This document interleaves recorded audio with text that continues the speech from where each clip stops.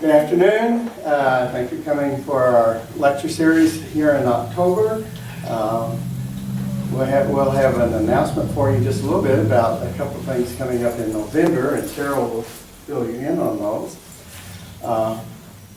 We have some refreshments in the back if you need any of that. If you had a chance on September 28th to see our program with the 57 ball team, it was really nice, and there'll be some photos mentioned in your newsletter whenever it's finished and ready to be sent out for this month. Do want to make mention that our year flipped over this month, and so if you haven't renewed your memberships, make sure that you do that. Get with Debbie Gracie back here, our membership chairman, or you can pop it anyone at the tables up there. Okay. And Marilyn, we have a board member, one of our board members here, so you wave to everybody. And of course, Cheryl's our PR chairman, and she'll be up here to make the introductions in just a little bit. But I want to thank everyone for coming, and I want to thank you for sharing this information with us today. And we'll let Cheryl do the introductions. All right, before Philip Stucker leaves, he attended SIUS degrees from that university. He was one of the Saluki cheerleaders. So I said, Philip, you have to tell us something you did. SALUKI, Saluki. 1970 and 71 was a long time ago. I could barely get up and walk.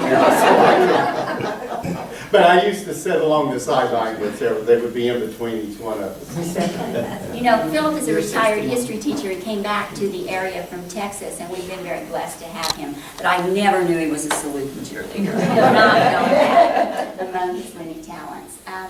I want to remind everybody who's here today, many of you do come regularly, and some of you are new today, so welcome. Before I go any further, if you have on the colors, stand up. If those Saluki colors, there are several that do. Jim and Vicki certainly, and you even do.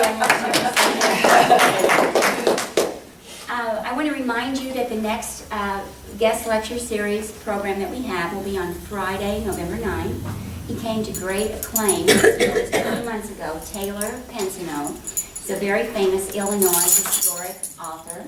He's written several books about gangsters and the massacres, and he was very, very interesting. So it's 2 o'clock on November 9th. There is something else that Gordon Pruitt is working on, and I don't have that date yet, but it's some gentlemen who will be coming who study the history of Carroll, so we'll certainly be letting you know that. For any of you who showed up last Friday at the Herrin Civic Center, it was a magical afternoon. The class of 1957, and they were reunited with their coach, the state basketball champs. But we've gone from basketball players to these wonderful dogs that you see. Vicki and Jim Blair are members of the Historical Society. Jim is retired from the Department of Justice, United States prisons. They live in Energy. Vicki, I assume, spends all of her waking time taking care of these dog children. But she also is a volunteer at Trinity Lutheran at the daycare center, and she does a lot of good work out there. I have so enjoyed knowing them, and I think we've seen these dogs walking and trotting about in the city of Energy, and certainly if you go to Saluki games, you see the dogs too. But Vicki and Jim have an interesting story. They really don't have the Salukis because they're the mascot for SIU. There's a whole story about that which they're going to share with you today.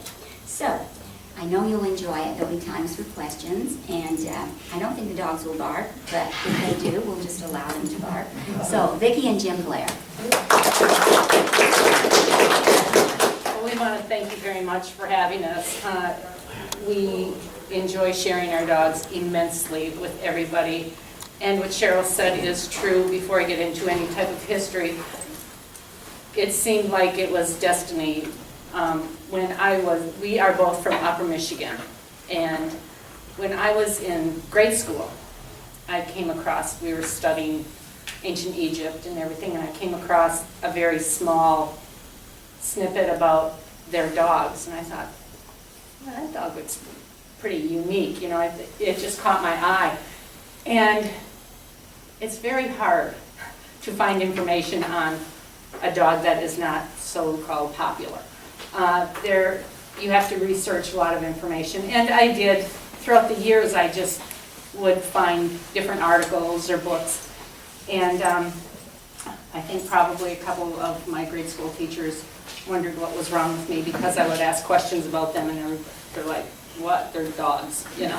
So, and anyway, as time would have it, we were both in Michigan, and I got a call from Jim one day, and he said, we're going to move down by Marion, Illinois, and I said, where is that? Truly, I remember those words, where is that? I literally, one of our delivery people were in, and he went out into his truck and got an atlas, and that's how I found out where Marion was. Anyway, I did not know anything about Southern Illinois University, no information. So we moved down here, and lo and behold, I'm seeing, you know, some Saluki stuff, and I was just like, oh, wow, that's kind of neat. And found out that the Saluki was the mascot of the university, which I thought was just the best thing on the earth. So I had contacted a breeder a couple years previous that lives in Florida, and got to develop a really good friendship with them. He bred Saluki Dogs and excuse me, and Arabian horses, and we would talk on occasion. And he does not breed very often. He's very, very gene specific. Does not breed because he wants to have a litter of puppies. And one day I got a phone call. In fact, I was at my oldest granddaughter's softball game, and my phone rang, and I stepped aside and answered it, and it was his agent saying that they were going to have a litter of puppies, and they were wondering if I would be interested. I was like, well, yes. So from that time on, we just kept communicating, and when the puppies were born, they would send me pictures, and it was hard. You know, I didn't know what puppy I really wanted, because you want them all because they're so precious. Finally, I decided on Pharaoh, who is the cream male that's taking a nap right now. And we were discussing, well, do you want this dog shipped to you? And they're from Florida. And I said, oh, no, you're not putting any dog of mine in the belly of an aircraft and hit. So I drove down to Florida and picked him up when he was 10 weeks old. Got back home, it was about a week and a half, 2 weeks later, my phone rang, and it was the breeder. And I was sure that they were calling because he is extremely particular on his dogs. So I figured he was checking to see how we were doing. And he was, but the fact was that the lady that had reserved the Kia, the little cream that's standing, had backed out. And they did have a waiting list for her.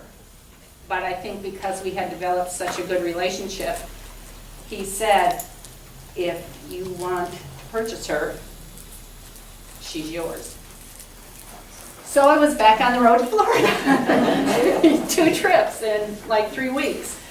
And that just started. I mean, once you even are around them, you're just literally hooked. Ramsey came along about 6 months later.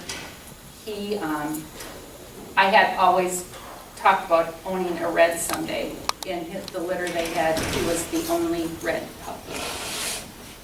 And I was just like, you know, I've got these other 2, I don't, you know, and Jim said, no, just no, we're not. I said, okay. And it happened that when I talked to him about it, they had been having bad storms in Florida. So I tried to call and tell them that, no, we weren't going to take the dog, the male. And he came in the house later and said, well, did you get a hold of her? And I said, no, I didn't. I said, their lines are out. And he said, well, you might as well tell her yes. So that little bit of hesitation proved good, because Ramses he's a wonderful dog. And another breeder that we know later had a litter, and Ty was the black one, was the result of that. She's not related to the other ones, but so that's how we This is came 4 or 5 about. years ago? Yeah. The oldest, our oldest 2, the creams, are 5. So that was 5 years ago this all started, and it snowballed for a while. It seemed like I had puppies forever, but now they're all grown and everything is good. So anyway, I will tell you, hopefully not bore you with some of the history of them, and I want to check my notes because I like to try and get things as close to true as I can. There have been recent excavations in the Sumerian Empire and dating back 6 to 7,000 BC, and they have unearthed carvings of the Saluki dog. They are probably, between the Saluki and the Afghan, they are the two most ancient breeds that they've ever found any information on. The thing with Salukis is that most breeds have some documentation, man-made history type. The Saluki does not. And they usually can, dog's heritage can usually be traced back. A Saluki's cannot. It's just like their origin is surrounded in mystery, basically. They are from the Arabian, in fact, the shirt I have on today, which is, and Cheryl has one from Bling It On too in Herrin, so promoting Herrin businesses. But this says Saluki in Arabic, but you read it from right to left. So I thought that was just kind of a unique thing, and I said, well, nobody will have a shirt like that. So to share some information. Anyway, all they know for sure about the Saluki is how ancient it is and that it was always a hunting dog. Salukis are pack hunting dogs. And most people that have Salukis have more than one. They fare better if they are in a pack because that's their heritage. They don't really, having a single dog, they really are kind of at wit's end. They're used to being around their siblings, brothers and sisters, anyway. But they have been associated with the Middle East. Well, that's their origins. That's where they came from. And there's a lot of old history, excuse me, involved with them. In fact, I want to make sure here. They have been found on seals, in tomb paintings, mosaic sculptures, and even on household objects.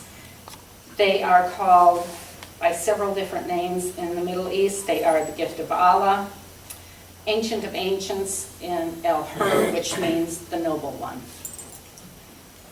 They are associated with a lot of the nomadic tribes in the Middle East, in North Africa, Asia, and they are set apart because they're extremely independent and they can get along just fine without a human being. They are used to, their heritage is being a dog in the wild, and they basically fend for themselves. They're hunters and they hunt in packs. And fortunately, the story has a happy ending, but this past year, there was a Saluki that was open field coursing, and it got away, and it was in the deserts in the Southwest for 38 days. They could not catch it. They become Salukis if they are loose and aren't taken care of. If you cannot catch them within a short period of time, within a week's time, they will turn feral, which means they go back to their wild stage. Now, this dog finally got to the point where it was weak enough that somebody was able to get it. There were sightings of the dog, but they could not capture it. It would run. And it will, if it's gone that long, it will even run from its owner. These aren't dogs that you can let loose and call them and they're going to come home, because they have a mind of their own, and if they see something they're chasing, they're gone. But this dog, luckily, was returned to its owner, and within a month's time was back up to where it needed to be as far as weight-wise and everything, but they do turn wild quickly. They just have that inbred in them, and if they're gone for too long, they're going to go back. So anyway, one of the earliest recorded illustrations of a sight-hound is a stamped seal that was found near Assyria. And it was dated between 2,000 and 3,000 BC. The member of the excavation team, Charles Bach, said this, and this was in 1936. Salukis in various poses were shown, proving that the breed is an exceedingly old one. Also, the very fact that the Saluki is depicted on seals shows the high esteem in which the graceful and useful dog was held. And that you will find throughout the history of the dog. There are frescoes with the dogs on them that are like 1400 BC. And there is a fresco of a governor receiving a procession of tributes from one of the lands that he had conquered. And in that fresco, there are 3 Salukis. There's a gold, a red, and a white. And from everything that I have read and studied on the dogs, the white are very revered. The white and the cream are like the ones that they thought were extremely special. So, and Tutankhamun's tomb, I should say, he was an avid hunter, and on one of his caskets, there were scenes carved and painted on there. And there's, on one side, there's one of him going into battle with, on his chariot, he has 2 Salukis with him. On the other side, it shows Salukis assisting in him defeating his African foes. And on the top, on the lid, there are 2 scenes, one of him hunting with his Salukis with gazelles, and another one that they are hunting lions. And you will go to the car. Talking about and there have been skeletons found. There have been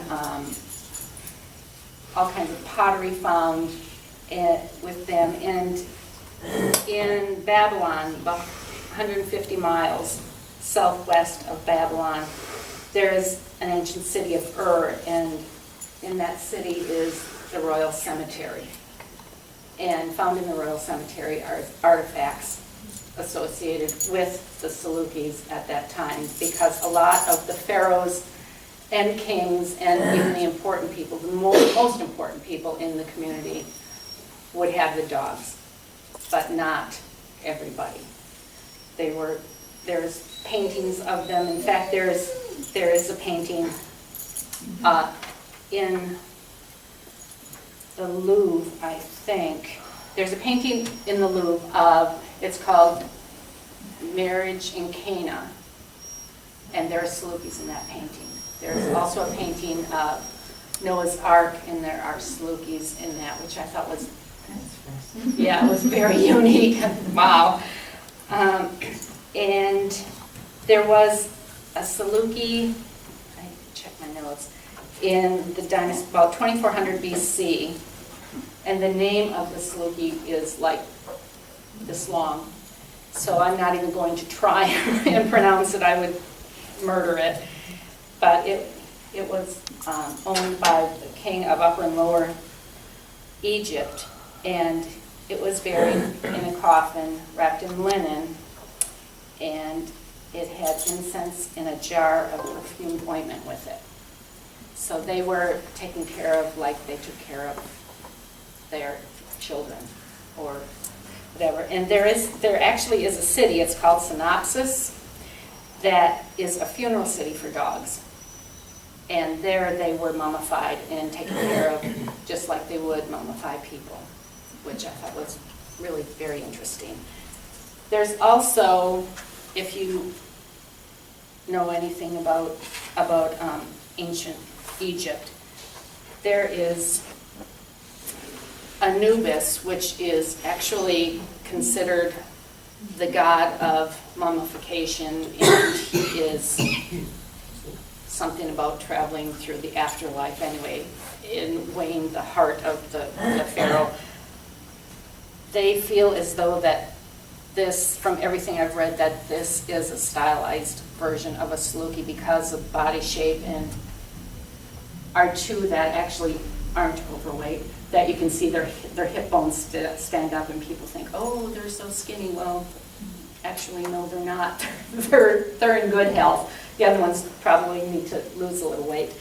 But anyway, Anubis is said to be a Saluki. And the thing with the differential in the ears is that in Egypt and in some of the Middle Eastern countries, the people that owned the dogs, the sheiks and that, would dock their ears, would clip them so they stood up, which makes me cringe. But anyway, and the reason they did that was so that they wouldn't get caught in the shrubs and the bushes when they were going after prey, because of the long hair on the ears. Now there is another Saluki, it's called a smooth, that doesn't have any of the feathering at all.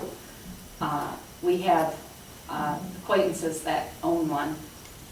Very nice girl. She just, my opinion only, she just doesn't, to me a Saluki, it has the feathering and they're pretty and they're very, very, very, very unique, but they just don't have the same presence, I don't think.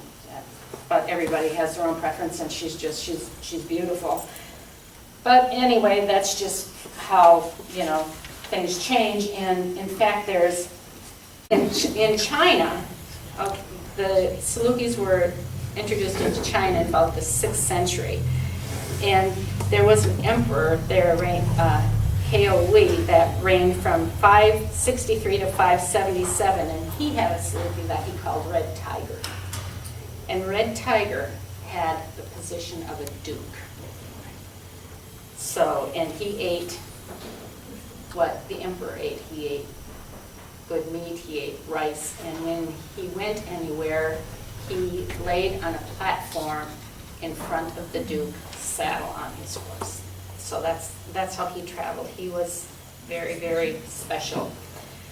There are also tribes in central and southern Siberia and Turkestan that got Salukis, obtained them from the Islamic nomads, and who got them from the Arabs along with their horses. And our breeder, I don't know if you were here, but the breeder that we work with, he raises Salukis and he raises Arabian horses. So they, you know, they just always have kind of gone together. I think the breeding, the whole history of them, you see them with camels, on hunts, or horses. And the people that were in those tribes in Turkestan, they preferred white Salukis, white and cream Salukis. And they were very light colored, but they still had all the feathering like our dogs do. It also depends now, in some of the countries, depending on the terrain, would be some Salukis, like in the south, where the terrain was not as rough, where there was better hunting, a better food supply. That's where the larger Salukis were. The smaller ones were in the rockier, hillier country where hunting wasn't as good and the food supply was pretty short. And one thing about all the tribes that have the Bedouins, anybody that has Salukis, the Salukis eat before their guard dogs eat. Their guard dogs are basically pretty much on their own as far as fending for themselves food-wise, but they will make sure that the Salukis do eat. So, which is nice to know. And let's see, they would hunt in Persia. They started calling them, when they first saw the dogs, they started calling them, the Europeans would call them either Turkish or Persian greyhounds, and they did that until about the 20th century when it was finally corrected. And the Huns in Persia they would keep kennels of them, and they would keep them pretty much they were pretty expensive to keep because the ones they had would have collars and housings that had jewels on them, not fake ones, real ones. And they would hunt like a lot of them do in Saudi Arabia, anywhere now. They would hunt with a hawk or a falcon. The way that they would do that is they go out, and a lot of times if they would have the dogs either across the front or back of the horse or actually in sacks that they would hang on the horses. They would let the hawk go, and they would fly off, and they would see it start circling, and if it dove, they would know that there was prey there. They'd release the dogs. The dogs would watch the hawk, and a Saluki in unobstructed view can see for 1 mile. So they would usually have 2 different packs with them, one that would charge after if they had enough. If those dogs got to it and it was a gazelle, and gazelles run fast, they would take the other dogs that were fresh and let them go, and they would run the gazelle to ground, dispatch it. And basically what they do is, with smaller animals, like if they were chasing a hare, they would grab it around the neck, and they shake it real quick. They snap their neck and break their neck. That's how they kill them. A gazelle or ibex, something like that, bigger animals, bigger prey, they run them till they are exhausted. They, are run out. They'll grab them by the leg, or else they grab them, and then they'll grab them by the throat, and they hold them by their throat, and basically they suffocate them. And the Arabs, the Bedouins, consider dogs unclean. A Saluki is not a dog, it is a hound. And there is a huge difference to them. Before they go out to hunt, they say, it's like a prayer for guidance, and basically it amounts to whatever the dog touches is clean. It's like they are an extension of their hand. So whatever they kill is considered to be fine to eat. And generally, if they do kill something, they will, the hounds get either part of the liver or part of the heart as a reward for doing a good job. And anyway, getting closer to home, Salukis were brought to Europe in about 1200 BC, and they were seen in Cyprus and Greece a lot later than that. And just an interesting side note, I think, is that the Crusaders sent Salukis home when they were on the Crusades basically for 2 reasons. They thought that they were a very elegant dog. They were fascinated by their presence. And another reason was, to them, that was proof that they were in the Holy Lands, that's where they had been, which makes sense. So, and like I said, and Empress, I should say, Catherine I of Russia, who was the widow of Peter the Great, had an artist do a molding of her and her favorite Saluki, which was a biscuit-colored, a light Saluki, and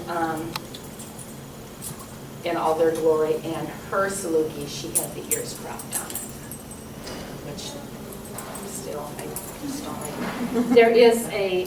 There was years. Just so we can see. This is a painting, actually, of a British-bred Saluki. Its name is Zilla. This was in 1837. This portrait was painted. And she was kept in the London Zoo. Because that's how unique these animals were. They weren't the dog you see down the street. and hopefully they never will be. Well, for us, hopefully you will see the dog down the street because we have our steer, but the breeding is kept very limited.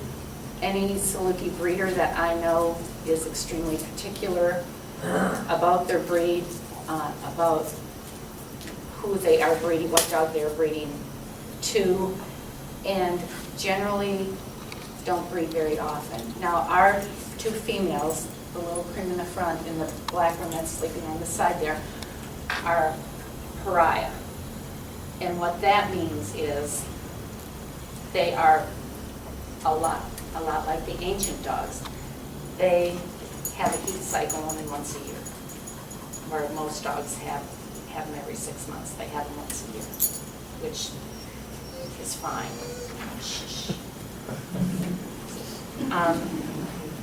In 1895, Florence Amherst, she was the daughter of an Egyptologist, imported the first Salukis to England. And in England, they really took off. There was a lot. In fact, the Amherst dynasty of the Salukis that she very first started with, to this day, there are generations of her dogs still living. And she was the first one to write a description of a Saluki, and her descriptions lived until 1923, when the England Kennel Club was formed. And in the 1920s, they were brought to America, and in 1927, they were finally recognized by the AKC as a breed. But to keep the breed in the AKC light, you have to have at least 25 registered dogs a year, which, of course, is not a problem anymore. Anyway, the Bedouins, back to them, they have a very high moral code, and they were extremely, extremely picky about their dogs. You would not, if you were traveling and came upon an encampment, you would not see their dogs. Their guard dogs, the regular dogs you would see, but as far as their hounds, they keep them out of sight, and they don't let the casual, even if you are a light friend of theirs, they don't talk about their dogs, they don't show you their dogs. And the generations of dogs that they have, their lineage is not written down, it is memorized by the women and is passed down from generation to generation. They never sell a dog. They will gift a dog to somebody, but it is against their moral code to ever sell a dog. And if you ask too many questions about their dog, being a, casual traveler, and asking them about, it would not be advisable. They would look upon you gravely, and you don't want that. So they usually hunt in the early morning. They're done by noon, and the dogs basically go back into the tents. Now, the other dogs are not allowed anywhere near the tents. Salukis can walk in and out at will, and generally the Salukis sleep in the women's tents. They have free run of the place. They make sure that they are taken care of, that they are fed. In fact, if they have a female that is ready to have her pups, what they generally do is not leave, is they will dig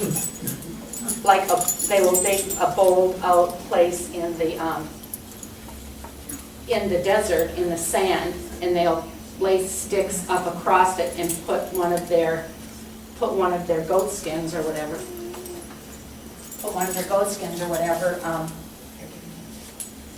Over the top of it, and they will let the dog stay there and have her pups.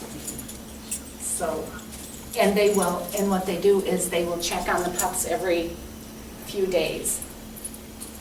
And if there's a pup that's not doing well, is having problems, they get rid of it. They don't keep anything that isn't going to hunt, that they see problems with. Jim. That they're going to have problems with, that, you know, they're just very, very particular about what they keep. They want to make sure that everything is going to be healthy. And something else that I just learned is that the Arabs that live in town and the Bedouins that are in the desert basically despise each other. Generally, the town Arabs feel as though anybody that has anything to do with agriculture or any kind of craft or anything like that is kind of beneath them. It's like almost like a caste system. So you just don't see Salukis in town generally. You don't see Salukis in town, and rarely will you see them. Even in the desert, to see them in daylight is generally not. And it was interesting because we had talked to some people that had just gotten back from Egypt, and the gentleman said, "I didn't see one Saluki over there."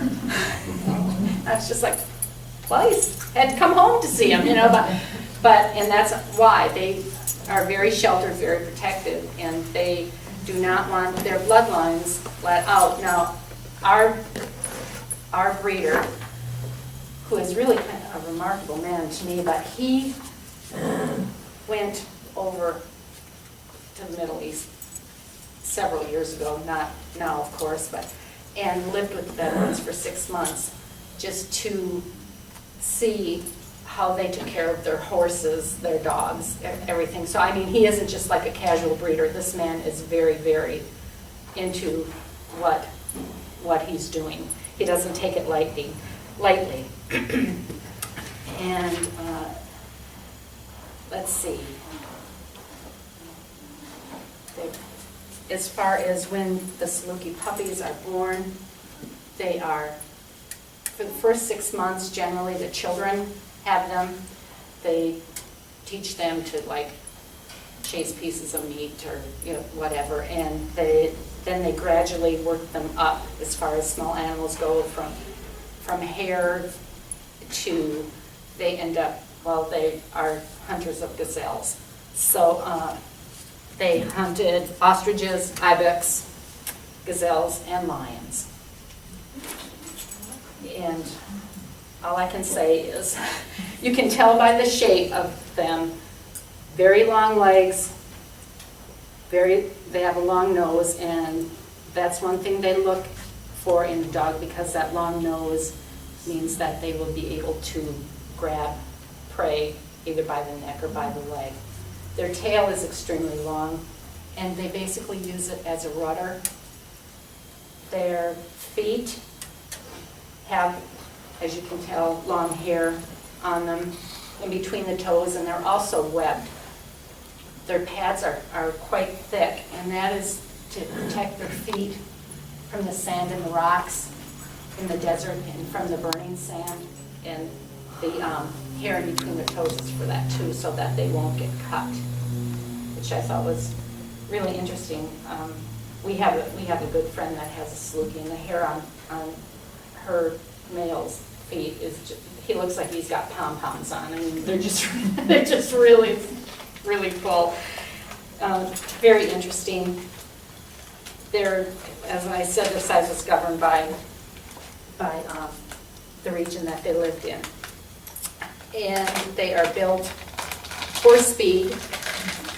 They run about 35 miles an hour, sometimes 40. One in Guinness Book of World Records is at 42.8 miles an hour. So if a Saluki gets loose, he's reading my notes, seeing if I've got it down right. If a Saluki gets loose, you don't chase him, because you're not going to catch him. Not going to catch him at all. And anyway, Vicki, have your dogs ever gotten loose? Ask Jim about that. Actually, yes. Kia our littlest one right here. He opened the garage door one day and didn't realize that he had her in the garage, and she went out the front door, and I just was like, shocked, you know, I mean, and she was gone. And the thing is, we kind of knew where she was because, I mean, we dispatched the neighborhood, you know. And finally got her that evening. I was in the car and Jim was with me and saw her standing underneath one of the streetlights. I said, get out of the car and don't move. Let her come to you, because that's exactly it. If you chase him, no matter how much she loves him, she is going to run. That's in their blood. That's where we live. There are farm fields, and there are nights that I will walk the dogs, and all of a sudden, especially Farrell, well, all of a sudden he's like on point out to the field. Now, I see nothing. There can be nothing there. A deer can move its ear, and they see it. And they're just ready to go. So basically then what I do is turn around and go back, because I'm like, I am not chasing him. I am not going to let this dog run, because they will run, and more Salukis get hit by cars and killed by cars than anything else, because when they focus on whatever it is they're chasing, that's all they see. So anyway, I hope I have given you some insight into what this breed is, how special it is to us, and I don't know what we do without them. They just are, as my son told my daughter, we've been replaced. But thank you so much for having us. If you have any questions or any comments, you want to come and see the dogs, visit them, and please, if you see us out at the games or out around town, we would be glad to talk to you. We enjoy the company. So thank you very much. How is the day? What do you guys do? And do they sleep in your bed? How is the day? They all sleep. They all have their own crate, which they all like because it's like their own little cave. By 10 or 10:30 at night, all you have to say is, okay, let's go. Bang, downstairs they go, they get their crates, they're done for the night. They're usually up around 7 in the morning. Jim takes them out, they take a 2-mile walk. At 7. Come home, and by that time I've got their so-called breakfast made. They eat and then find a place to sleep, which is generally our bed, and sleep and a nap to them can be 4 hours long. I mean, when they're in the house, they're like couch potatoes. When they're outside, they're on the go. They run like the wind. It's a beautiful sight. What their gait is called a double suspension gait. When they are in full stretch, they can cover 12 feet. But when they come together, their front legs actually, in fact, I have pictures of their front legs are actually behind their hind legs. So that when they full stretch, they go 12 feet. And that's why they are fast. I have seen Kia, our little one here, stand next to a 4-foot fence, stand next to it and jump it. So if you're going to have a Saluki, if you don't have a 6-foot fence, and those electronic stinging aren't, all that will do, it'll probably flip the dog over as she's charging through it, but she will just keep going. It will not stop her. What's the diet? What kind of diet do they eat? They eat, twice a day they have meat, plus they have hard food like dog food, but we try and feed them a higher protein, something without corn in it. And they get that, plenty of water. And it depends. Every once in a while they get something extra snack-wise. But because they have such a high metabolism, they have to have protein in their diet, more so than what a lab would, I guess. And they're, because of their makeup, if you have one, you have to really be careful and make sure you have a vet that knows about Salukis. If a Saluki has to be put under anesthesia-wise, the barbiturate anesthesia will kill a Saluki. So we just had some minor surgery just a while ago. And of course, I've always been worried about things like, we have an excellent vet.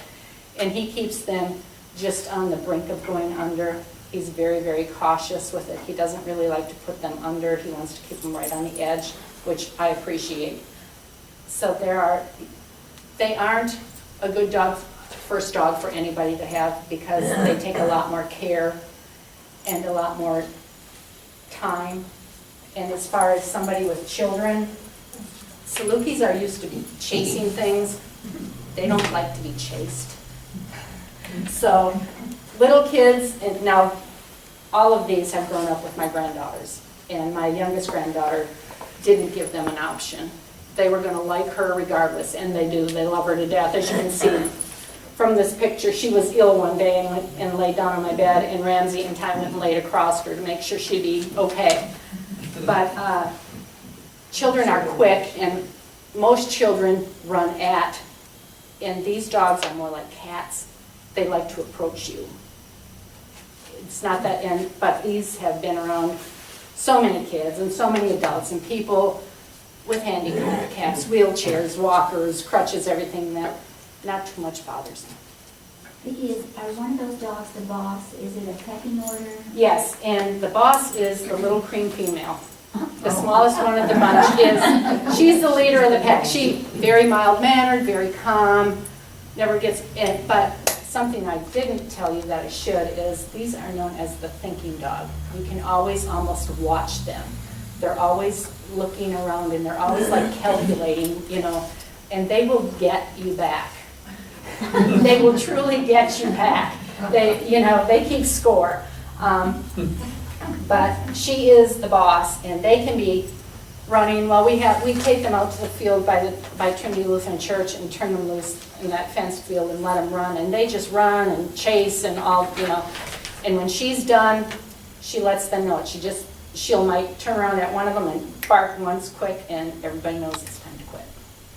So it's not like there's a terrible fight. She speaks her mind, and that's it. And the little black one, a few times when she was younger, figured she'd try and see if she could be the boss. It didn't work well. It didn't last but maybe 30 seconds and it was over with. So. But anything else? Yes? Yes, what is the lifespan? 12 to 14, 16 years. The lifespan for a big dog is very long. Like a Great Dane lasts about 7 years. So, yeah. I remember when Southern played the NIT out east, and the announcer said, "What on earth is a Saluki?" Yes. And we had the dogs over at SIU. This was about last year, I think it was, and there was a gal that was a graduate that was home for an event there.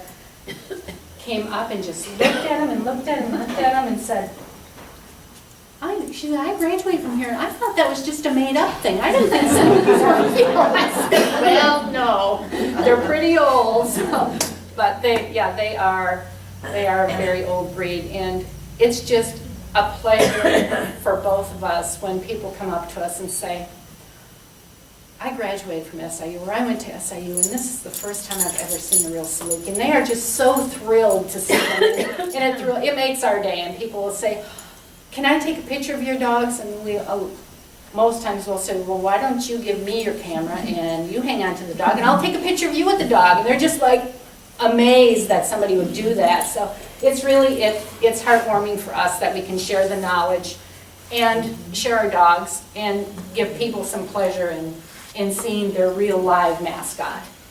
Yeah, Vicki, wasn't the original, the first dog they had at Southern, though, wasn't that a white dog? Was that King Tut? Tut was a red, actually. He was a red like Oh, this. but They had one white. after him that was a party. It was basically white and it had some spots on it.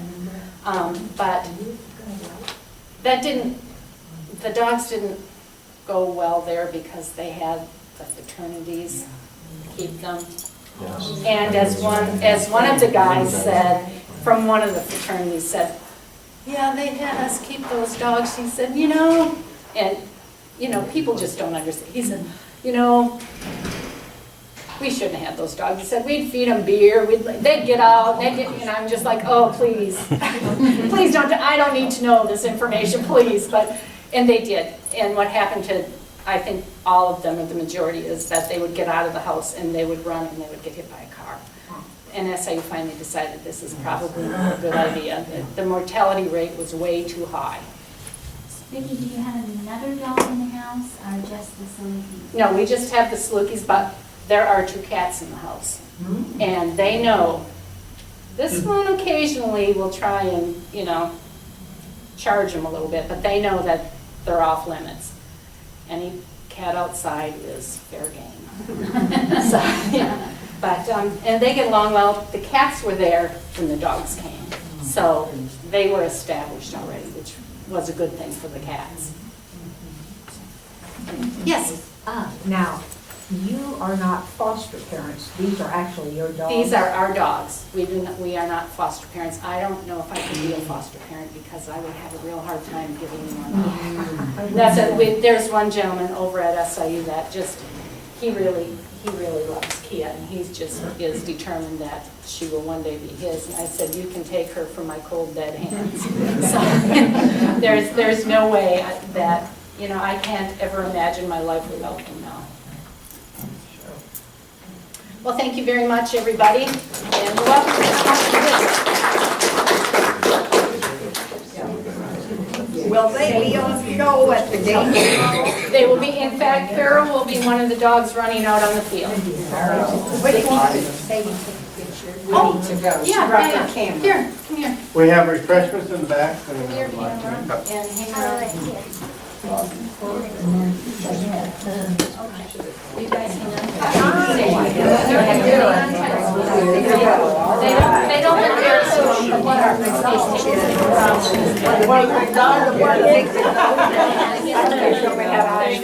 got you.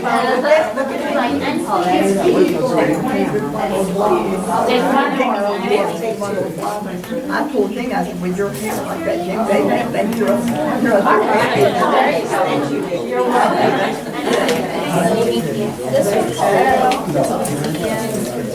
Get down and run. Jane, you see it. They enjoyed it. Oh, well, thank you very much.